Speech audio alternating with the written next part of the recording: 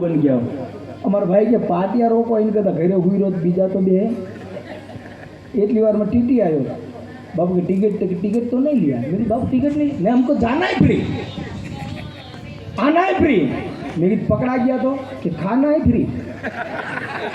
Jail में मोंघवारी no TT आयो बापू ticket तो नहीं लिया कि कहाँ जाने का है कि राम जन्मभूमि में रेलवे पुलिस ने फोन करो रेलवे पुलिस आई बापू ने उपाया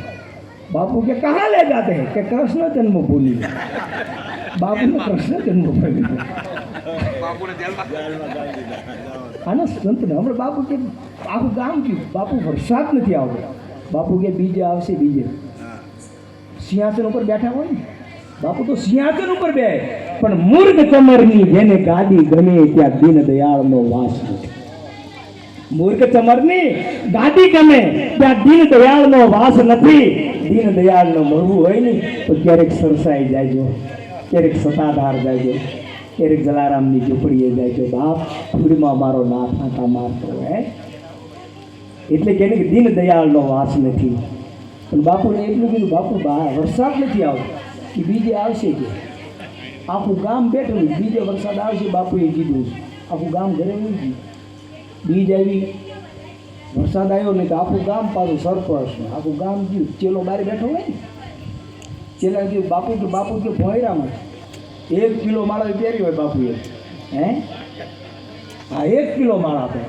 ભગવા પહેરે ભેખ મોટી રાખે દાઢી મોટી પહેરે માળા કરે કામ કાળા કહે કવિ કેતન આવા સાધુ અમને લાગી નિશાન આનો સંત નો સંત તો કોકના માટે બે ધારણ કરી એનો સંત કહેવાય અને બરાબર બાપુએ જેને કીધું બાપુ ક્યાં છે બાપુ ભોયરામ બેઠા બાપુને જેને ચેલાએ કીધું બાપુ તમે કીધું બીજો વરસાદ આવશે બીજ વહી જશે વરસાદ આવ્યો નથી આખું ગામ આવ્યું છે તું ચિંતા મત કર કે બાપુ તો સિંહાસન ઉપર આવીને બેઠા અને બાપુને કીધું બાપુ તમે કહેતા હતા બીજો વરસાદ આવશે બીજ વહી ગયો વરસાદ તો આવ્યો નહીં કે આયા નહીં બીજે કે બિહારમાં ને યુપીમાં ગામના ગામ તણાઈ ગયા ચેલો કે બાપુ લાયા કે લો કે આમ જો 1 કિલો એક માળા પહેરીશ આનો સંત નથી સંત કોઈની લાંબો હાથ કરીને લે નહીં સંત કોઈની માંગ્યા આશીર્વાદ દે નહીં દાનેશ્વરી દીધા પછી કોઈને કહે બાપ આ તો સંતની કક્ષા છે એક સંતના શરણે જાય તમે વિચાર તો કરો મેવાડની મહારાણી મીરાને માથે હાથ મેલા ચિત્તોડગઢની રાજધાની ઝાંકી પડી છે મસંદર આમ હાથ મેલે રાધા ભરતરી 92 લાખ માળવો છે કેવડી મોટી વાત છે પણ જે આ નામના વેરાની એની વાત છે પણ આપણે આ બધા નામના વેરા નથી આપણે તો મોટી માળાયું પહેરે મોટી જટાયું રાખે એને જ આપણે ઓળખીએ સંતને હજી લગી કોઈ ઓળખ્યા નથી જલારામની ઝૂંપડીએ વિચાર તો કરો આમ ખડક લાંબા અને જા સંત ગયા નહીં ભગવાન પોતે નથી કે આ સંતનું જ રૂપ ધારણ કરીને જવું પડ્યું છે ભિક્ષાન તો જલારામ બાપાએ હાથ જોડીને કીધું બાપ આવો પ્રસાદનો સમય છે પ્રસાદ લઈને જાયજો પ્રસાદ લેવા માટે નથી આવ્યો તો મારી વડ ઉંમર થઈ મારી કોઈ સેવા કરે એવું નથી તમારી પત્નીની માંગણી કરવા આવ્યો છું જલારામ આય ન બોલ્યા ધીરે ધીરે ઓરડામાં અભ્યાગતો માટે વીરબાઈમાં દોરડા દોડતા ત્યાં જઈને એટલું કીધું દેવી આપણા આંગણે કોઈ સંત આવ્યા છે કેવો પ્રસાદનો સમય છે પ્રસાદ લઈ જાય પ્રસાદ લેવા માટે નથી આવ્યા તો તમારી માંગણી કરી છે વીરબાઈમાં હાય ન બોલ્યા નાય ન બોલ્યા અભ્યાગતો માટે દોરડા દોડતા ઊભા થઈ ગયા અને ધીરે ધીરે બારે આવ્યા અને દલિયાનને એટલું કીધું ભગત ક્યાં સંત છે કે હામે ઉભા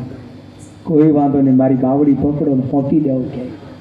બાવડી પકડવાનો મતલબ શું મારી માથે હજી તમારો અધિકાર છે હે કલ્પના તો કરો મારી માથે તમારો અધિકાર છે બાવડી પકડીને ફોંકી જાઓ પણ આમ જલારામ બાપાએ બાવડી પકડીને ફોંકા વીરપુરની ધરતીમાંથી 10 ડગલા માંગ્યા એક બાજુ સંત ભેલા એક બાજુ જલિયાણું ભેલા અને વીરબાઈમાં એટલું કીધું સંતને એક ભગત વારંવાર ભગતને એક વાત કરી જલારામના શરણોમાં જઈને ભારત દેશની આરી નારી જગદંબા વીરબાઈએ જઈને એટલું કીધું ભગત આટકોટની ધરતીમાંથી સોમૈયા પરિવારમાં ચોરીના 4 ફેરા હું તમારી ભેગી ફરી છું. હે 4 ફેરા ફરી આટકોટની ધરતી છોડી અને વીરપુરની ધરતીમાં આવી, પણ ક્યાંય મારી ભક્તિમાં ખોટ પડી હોય તો ભગત મને માફ કરજો. આમ પાછું વાળીને જોયું, ખડિયા મેલીને ભગવાનને ભાગી જવું પડ્યું. બાપ આ આપણી ભારતની હારી નારી.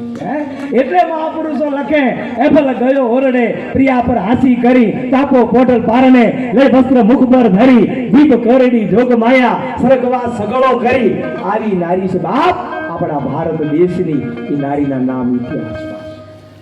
એટલા માટે સંતો મહાપુરુષોના ગુણગાન ગાતા જીવડિયું થાકી ન જાય, બુદ્ધિના સીમાડા પૂરા ન થઈ જાય. બાપ એના ગુણગાન ગાતા આપણે કરાવી નહીં. એ ગુણગાન છે ત્યારે આપણે હિંમતભાઈ 3 ભેગા આપણે આ મોજ કરી, પણ હિંમતભાઈ 4 ભેગા આપણે ઘણી વાર મોજ કરી. આપણે સાબરમતીમાં હતા અને સાબરમતીમાં એક ભાઈ ભજન ગાવાય એટલે અમારે હિંમતભાઈ કે આ ભાઈને એક ભજન ગાવું છે. કે પતાકડું લઈને આવ્યા એટલે એક જ ભજન લખેલું. મને કે એક ભજન ગાવું છે. મેં કોઈ વાંધો નહીં ગાવ. એમાં પતાકડું અહીંયા ઉપર રાખ્યું, ભજન લખેલું. એમાં પવન આવે ઉડી ગયું. એ ભાઈ લેવા ગયા તો હાથે જ ન આવી. મેં કીધું ઓલા ભાઈ હિંમતભાઈ કે કેમ નહીં આવે? મેં કીધું ન આવે કેમ? મેં કીધું લખેલું જ ન આવ્યું. આ તો જેની ખોપડીમાંથી નીકળ્યું, જેની ઈશ્વરની કૃપા હોય એની કીધું ને કે જેની હરવાણી સાચી હોય એ તો દુકાળમાં ડૂકે નહીં, પણ જેના પેટાળ પાપી હોય બાપ એની તે યુદ્ધ જેની ગુજરા. આવા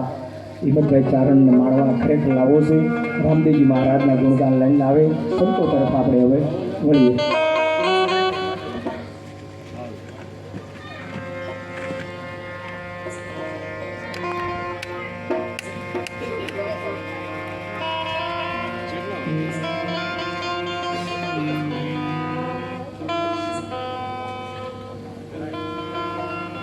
હલો.